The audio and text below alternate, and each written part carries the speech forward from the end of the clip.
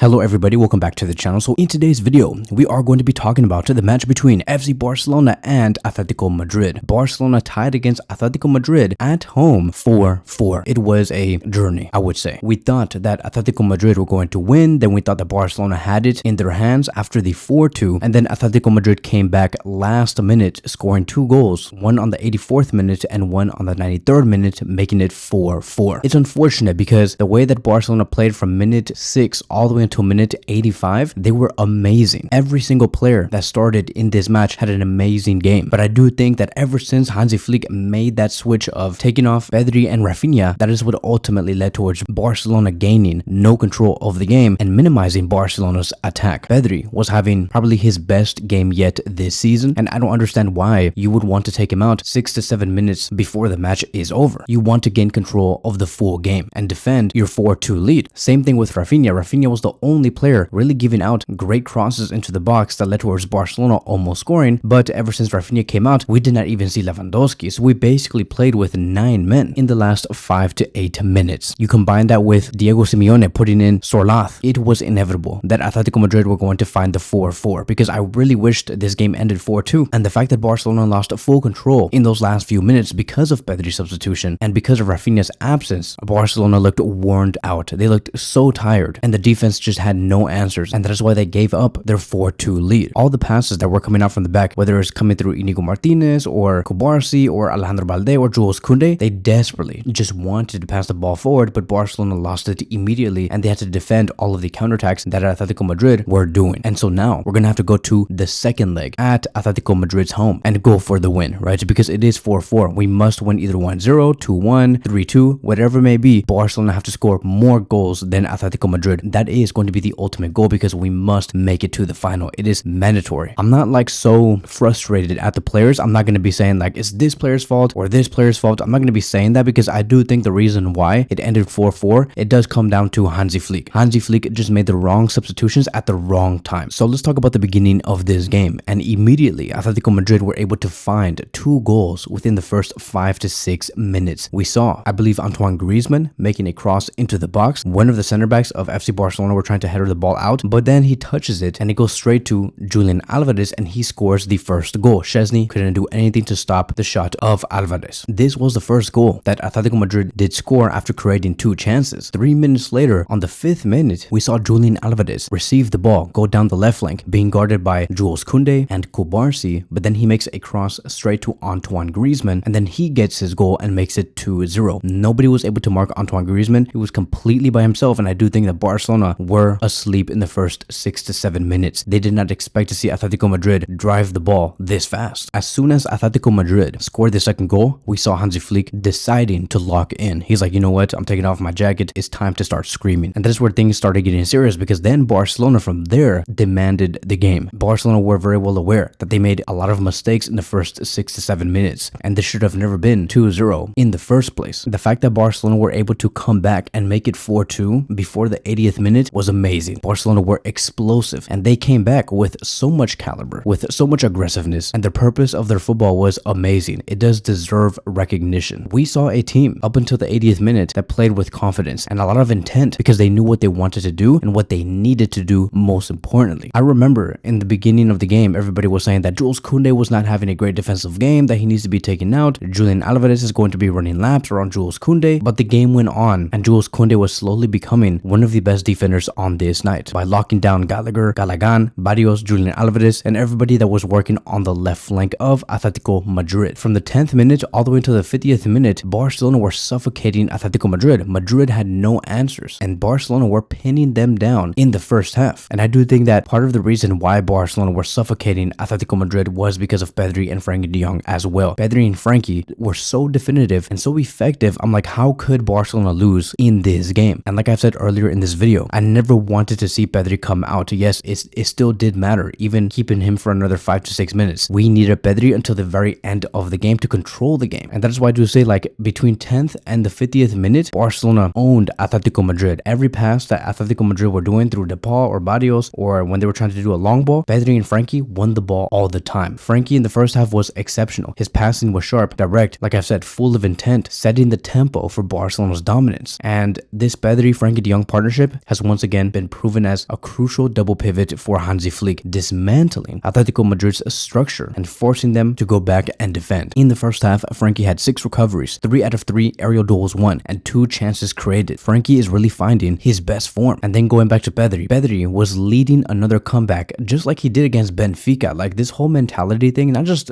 Pedri himself, right, but everybody else, this whole mentality that Barcelona carried, it was very much similar to the match against Benfica. And at the heart of it, it was Pedri. His influence is just undeniable. And with Pedri also scoring the first goal on the 19th minute, he now has 5 goals this season, and last season he had a total of 4. So Pedri in the first 45 minutes had the most tackles, which was a total of 2, 44 touches, 2 out of 2 tackles won, 5 recoveries, 1 interception, and 1 goal. As of now, it is safe to say that Barcelona's best midfield needs to contain Frenkie and Pedri. Going to Lamine Yamal was also exceptional, providing an amazing assist and contributing to Barcelona's first goal by making an amazing pass to Jules Koundé. Jules Koundé receives the ball, he makes a cross into the box, and Pedri ends up scoring the goal. Lamine Yamal's 1v1 ability is getting so dangerous, just embarrassing players like Galan or Gallagher and even Lenglet. Now, to be very honest, we actually could have made it 4-2 before we saw Inigo Martinez score the 3rd goal for FC Barcelona, and I say that because Ferran Torres missed 2 very big chances. I do think that Ferran Torres had a great performance off the ball. His movement, his positioning, his ability to do the link-up plays, the one-touch fast passes, it was really good. Something that we cannot see through Lewandowski. He's so dynamic, so fluid, and he really made an impact. But outside of that, he had 2 huge chances. One on the 11th minute where we saw Pedri take the ball to Rafinha. Rafinha makes a quick one-touch pass to Ferran. Ferran is on a 1v1 situation with the goalkeeper, and he could not hit the ball on target. Then came another one on the 31st minute where one of the defenders of Atletico Madrid make a back pass, but it goes straight to Ferran Torres. He steals the ball, once again goes on a 1v1 versus the goalkeeper. He beats the goalkeeper this time, but unfortunately he misses. So once again, 2 very big chances. It could have been 4-2 before Inigo Martinez saw his first goal. So then came a corner, and Rafinha was the one taking the corner. He takes the corner, and Cobarse was able to score the 2nd goal on the 21st minute. It was Cobarse's first goal with Barcelona's first team. And like I have said in the pre-match preview, one of the weaknesses that Atletico Madrid had throughout the season is allowing goal scoring opportunities through set pieces. We literally talked about that in the pre-match preview. And in this game, we scored 2 goals based off set pieces, right? Coming through corners. And Cobarse and Rafinha took advantage of that and leveling Barcelona 2-2. Then came the 40th minute where we saw Rafinha basically like shoot a bullet to Inigo Martinez, and Inigo Martinez scores another header, very similar to Cobarse, and making it 3-2. It was amazing the way that Barcelona came back, very much like the match against Benfica. And as we can see here in the attacking momentum, Barcelona were on fire ever since Atletico Madrid scored the 2 goals. From there, Barcelona did not stop. All they wanted to do was create attacking opportunities, and they did, and they scored 3 goals. Then came the second half. We saw a huge save coming from Szczesny after going on a 1v1 versus Antoine Griezmann. Then a few minutes later, on the 55th minute, we saw Barcelona try to attack, but one of the defenders of Atletico Madrid made a handball, and the ref did not see it, unfortunately. 4 minutes later, Lamine Yamal was taken down inside the penalty area. It was supposed to be a penalty. Yes, one of the defenders, I think it was Llorente or Jimenez, literally kicked Lamine Yamal on the leg, and this should have been a penalty, but the ref did not want to review it, and he said, no, there's no penalty, there's nothing, you guys are just faking it. So I'm like, okay, so 2 strange calls already in the second half. One where you did not see the handball of Atletico Madrid, and the other one where you did not see the penalty in favor of FC Barcelona. Strange. Then on the 67th minute, we saw Hansi Flick make 2 substitutions, Lewandowski and Gavi coming in because he wanted to see some refreshment up top. Ferran Torres was not really giving out a lot in the second half compared to the first half, and Dani Olmo, I would just say that his pressing was going downhill, and we needed to press Atletico Madrid much more. On the 73rd minute, Lamine Yamal makes an amazing assist to Lewandowski, right? Lamine Yamal just once again bossed the right flank, taking down 2 different fullbacks by this point. One was